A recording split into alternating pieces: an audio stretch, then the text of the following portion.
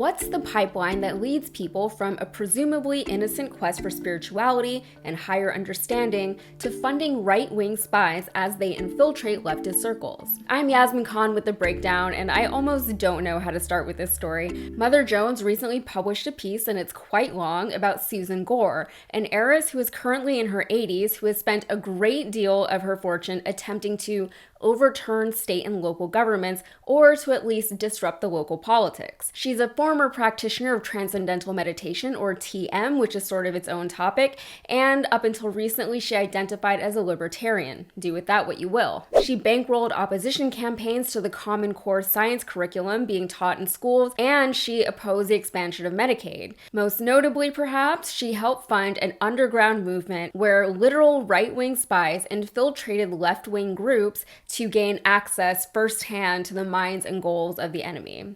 And she also tried to adopt her ex-husband at one point. Now, her father, Wilbert Gore, became known for his unconventional approach to business organization and hierarchy. He embraced a system where the people managed themselves. It was more of a lattice than a pyramid, as he explained. He also preferred smaller organizational structures and believed that the best decision-making happened closer to the ground level and further away from any one centralized authority. Now, these were ideas that would come to shape his daughter's worldview and her own business-related endeavors. So, in a boring eat, pray, love course of events, Susan Gore went to Nepal in the 1970s and she found her spiritual enlightenment there. Typical. She got really into transcendental meditation, which is a practice that some, including me, might call a scam. Google it, try to learn about it, specifically how to do it. You can't do it without hitting a paywall. It's basically mantra meditation, but a certified practitioner has to give you the mantra. You have to pay. It's enlightenment for the privilege, which to me feels pretty unenlightened. Now, Gore became a bit of a superstar in the TM community, specifically with her efforts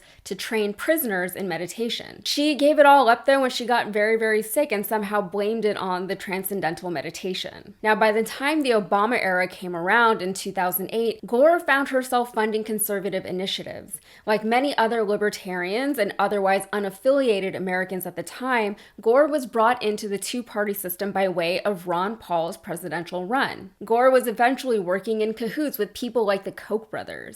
Her think tank, Wyoming Liberty Group, or WLG, was even cited in the Supreme Court decision regarding Citizens United, a point of pride for Gore. Gore was instrumental in the effort to take large donations of money nationwide and disperse them strategically throughout small-town America, places that were often overlooked by the general national population that didn't necessarily require a lot of money or effort to transform, places like Wyoming. By 2014, Gore was a devout Catholic, which seems like an interesting shift from her past with TM, but really, people who are searching for meaning without a strong foundation can kind of fall into a lot of things, anything. During this time, she gave a speech at a Catholic conference warning against collectivism and saying that government attacks on private property would, quote, maim the mystical body of Christ so as to destroy the very possibility of the salvation of man. It makes sense that she found political alignment with Eric Prince, the founder and former CEO of Blackwater, who was quoted in the Mueller report as urging the Trump administration to embrace the, quote, dark arts, including, quote,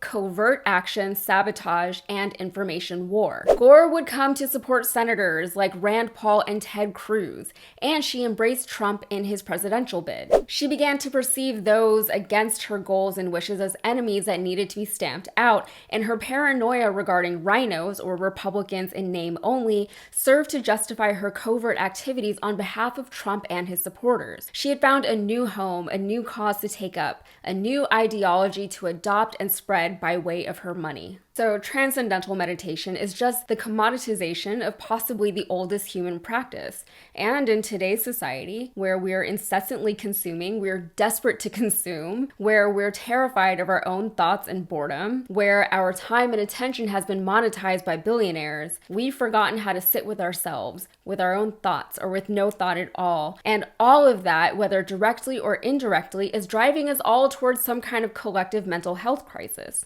We need quiet. We need time to sit and process our thoughts and feelings and the world around us, but we're so overstimulated, like wildly overstimulated. And in our aforementioned desperation to quiet our minds, we consume more content, turning to every YouTube guru and TikTok monk who went to India once and found enlightenment. Some of them even adopt Sanskrit names for themselves to really sell the grift, talking about living mindfully and simply while sitting in front of their Lamborghinis, trying to tell you that yes, you can have it all. You can attain enlightenment while also coveting materialistic excess. It's just the law of attraction, right? Those guys are just better manifestors than you are, and they deserve the Lambos because they're enlightened. The people who inflate their own egos by being the one person to fix everything for everyone else. The premise is inherently flawed because in their effort to appear selfless and philanthropic, they become selfish, exaggerating their own self-worth, reveling in the glory of their own genius,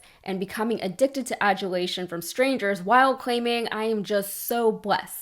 And maybe I'm a little bitter, but I think I've just been paying attention to these spiritual and enlightenment grifters for a long time.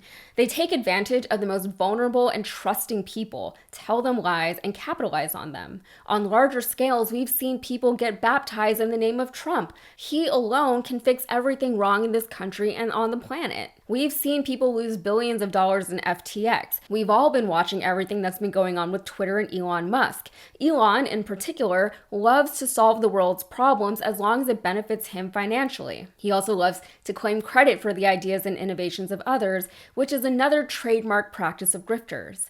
Elon and the like pretend to be experts on things that they can't possibly know, and people listen to them because we all need a leader. We all want someone to fix things because we ourselves feel powerless. We want to believe that someone powerful enough and rich enough is actually connected enough to do the right thing for the people and for the earth. Otherwise, we'd all just fall into despair and hopelessness. So all that to say, choose your idols wisely, and that certainly applies to politics and political figures. You can like and support someone politically, but that doesn't mean you have to obsessively back everything that comes out of their mouths.